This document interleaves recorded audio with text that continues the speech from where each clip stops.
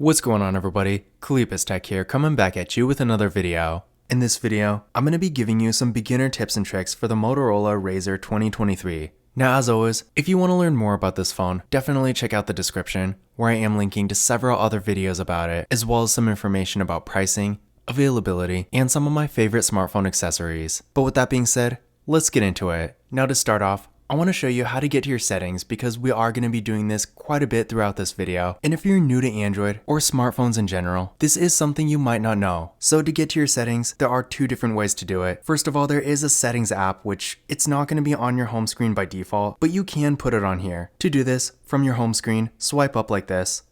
Now this right here is what's called the app drawer, so it's going to show you all the apps on your phone. From here, find the settings app. So for me, it's right here. So as you can see right here, this is the settings icon. From here, what you're going to want to do is press and hold. So like this. Drag it up a little bit. And now you can put it wherever you want. So there we go. Pretty simple. And in addition to this, if you maybe don't want to do it this way, what you can also do is swipe down from the top. So like this. One more time. And the settings icon is going to be right here. So if you tap on this is going to take you to settings too. Now the next thing I'm going to show you is how to change your wallpaper. Now you can technically do this from the settings menu, but there is a quicker, more convenient way to do it. And this is especially useful if you're setting your phone up for the first time. So what you're going to want to do is press and hold your finger on any blank spot on your home screen. So yeah, keep in mind, don't touch like an app or a widget or anything. It does have to be a blank spot. So like this.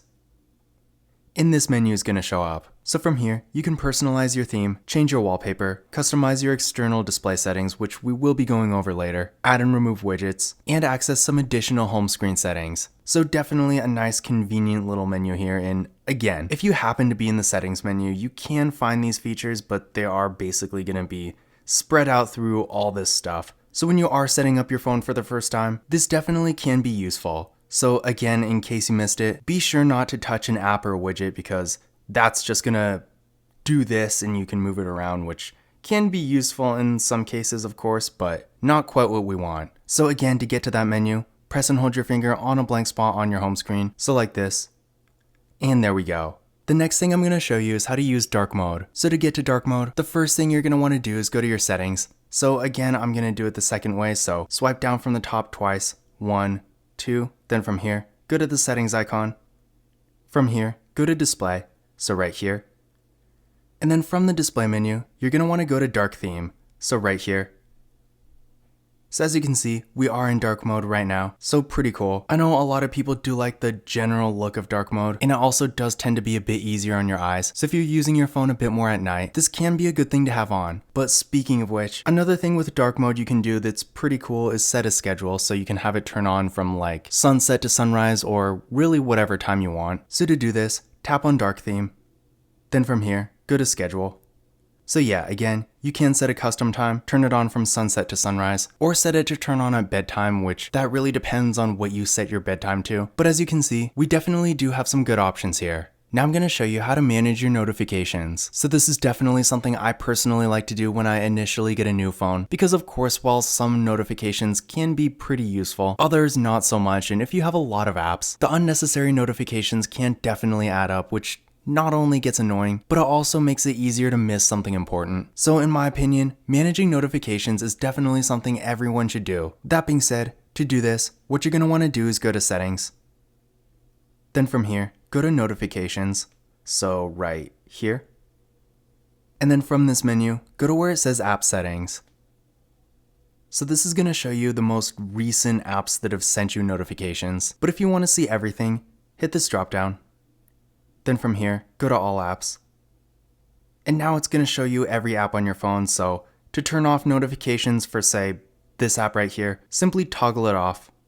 And that's pretty much it. Now we're going to take a quick look at the sound menu. Now this is another one of those things you can technically get to using the settings menu, but there is an easier shortcut. So all you really have to do is press either volume key. So like this. Then from here, hit these dots. From this right here, go to where it says settings right here. And this is the main sound menu. So as you can see, we got a few different volumes at the top. So media volume, of course, if you're listening to music, watching videos, stuff like that. Call volume, so your earpiece when you're on a call. I don't know why it's at 0 right now, but there is that. Ring volume, so your ringtone. Notification volume, and then alarm volume. So pretty self-explanatory here. And keep in mind, by default, I think the volume keys do control media volume. Let's see. So yeah, they do control media volume. So just keep that in mind. Under this, we got 2 features that I personally never use, so Dolby Atmos, spatial sound. So if you want to customize the quality of your audio and stuff like that, in my experience, it really only matters if you're using headphones, and even then, it doesn't really make a whole lot of a difference for most people. Under this, we got Do Not Disturb, so as you can see, I do have it on, and you can turn it off from here, but also keep in mind, if you're doing something else on your phone and you don't want to go to this menu, you can also swipe down from the top. One more time.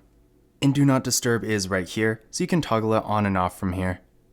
Under this, we got Crystal Talk AI, so this will be on by default, and it is basically going to help you reduce background noise, so definitely a nice feature. Under this, we got the ringtone, so you can have 2 different ringtones. So if we go here, we got some presets, and then if you want to add your own, you can at the bottom. Media, so if we go here, we got a few different options here. Under this, we got vibration and haptics, so if we go here, you can disable it entirely, and there are some things you can turn on or off. So, for example, the call vibration. Now, keep in mind, I do have this phone personally in mute and Do Not Disturb, so these are not going to matter for me, but if you do have your sound on, they will be options. And then there's stuff like notification vibration. Again, I am in Do Not Disturb, so it's not going to be on, of course. And then alarm vibration, touch feedback, and media vibration. Then back in the sound menu, we get a few other different sounds, so notification and alarm sounds, pretty much just like the ringtone. We got some presets, and you can add your own here. And for the alarm sound, same thing. Under this, we got dial pad tones, screen locking sound, charging sounds and vibration, and touch sounds. So these 3 will be on by default, but touch sounds are not. And then a few different shortcuts too, so flip for Do Not Disturb. So if you find yourself constantly toggling Do Not Disturb on and off, this could be a useful feature for you. So basically with this on, if you're getting a bunch of notifications, all you have to do is flip your phone over, put it down, and Do Not Disturb will automatically turn on, and then when you pick it up, it'll turn back off. Pick up to silence, so if your phone is ringing and it's like on a table or something and then you pick it up, it's gonna automatically silence the ringtone. Media controls, so if you go here, as you can see, if you're listening to music on your actual phone itself, this feature can be useful. And then finally, multi-volume. So if you have a few different apps and you want the volumes to be different on them, that's what this does. Now I'm going to show you how to change your system navigation. So as you can see by default down here, we got the typical 3 buttons that most Android phones, even at this point in 2024, still have. And in my opinion, there's really nothing wrong with this. The buttons work just fine. But if you're looking for something a bit more minimalistic and maybe a bit more modern, there is another option called gesture navigation. So to get to this, what you're going to want to do is go to settings. Then from here, go to the gesture menu. So that is right here.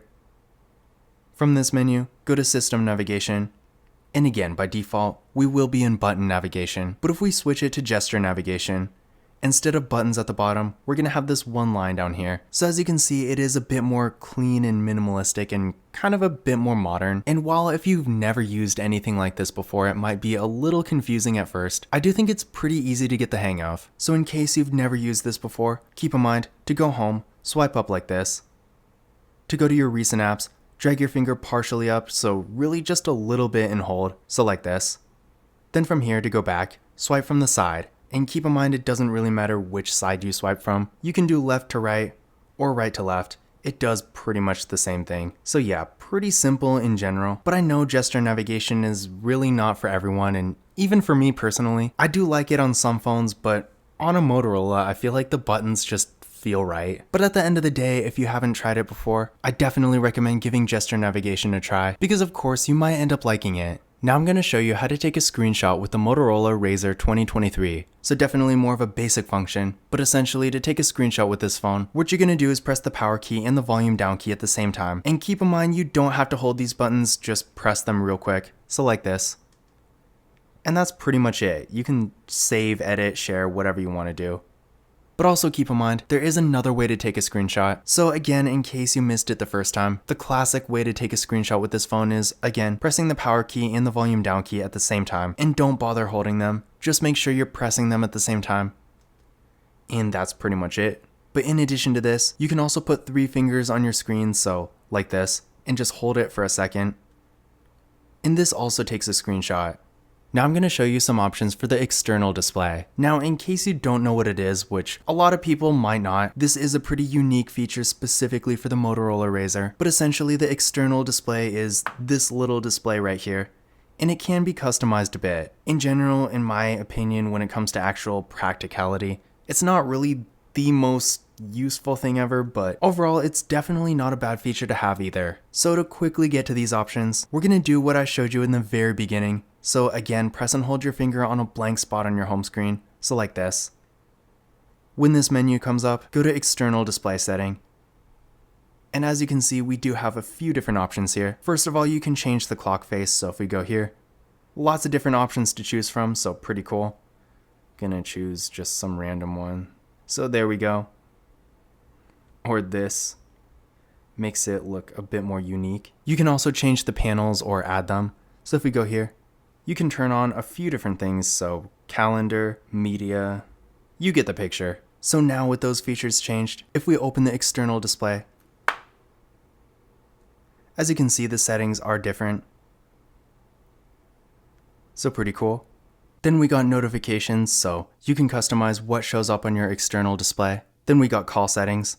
By default, if you have the phone folded up and you get a call, flipping it open will answer it, but you can turn this off if you want. And by default, you can also end a call by closing it, but if you want, you can have it continue instead. So yeah, not like a ton of options for the external display, but considering it is really just this tiny little display, it's not like most people would really expect too much. But I feel like for what it is, it definitely can be useful, and if nothing else, it's kind of cool. I mean, again, very few phones, if any others, have anything like this, so in general, it's definitely not a bad thing to have. Now I'm going to show you how to change your screen lock. To do this, go to your settings.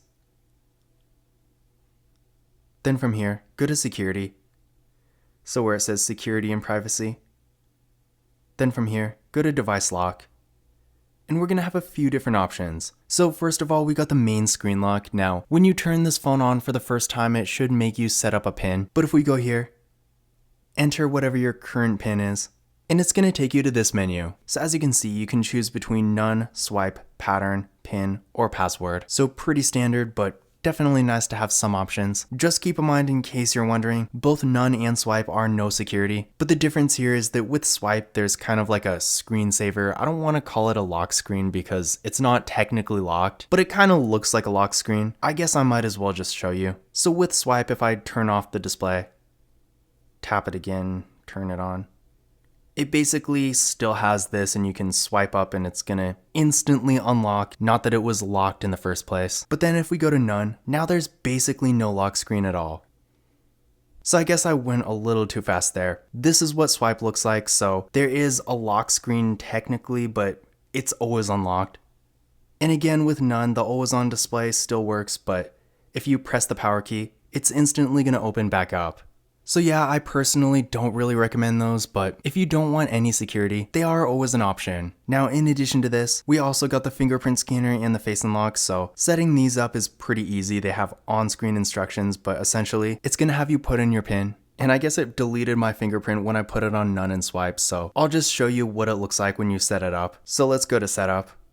It's gonna have you basically touch the fingerprint scanner a bunch of times. So yeah, I guess it can be a kind of tedious process, but once you get it all done, I feel like it's worth it. So there we go. And now the fingerprint scanner is back on. And then face unlock is essentially the same thing. So in general, when you're setting up your screen lock, as you can see, it is pretty simple. And then finally, the last thing I'm going to show you is how to change your screen timeout. To do this, go to your settings. I'm going to do it the other way this time, so again, remember the settings app also works. Then from here, go to display. And from here, go to where it says screen timeout.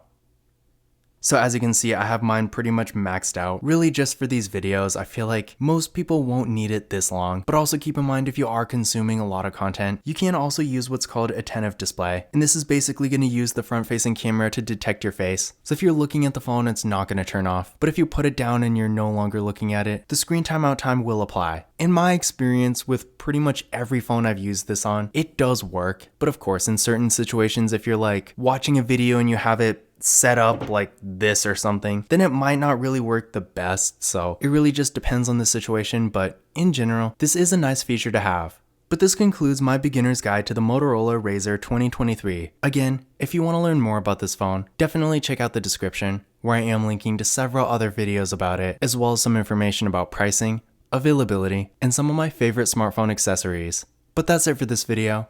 If you enjoyed it and found it useful, be sure to give it a thumbs up and hit that subscribe button. Don't forget to follow Khalipa's Tech on Twitter and Instagram. And as always, I will see you in the next video.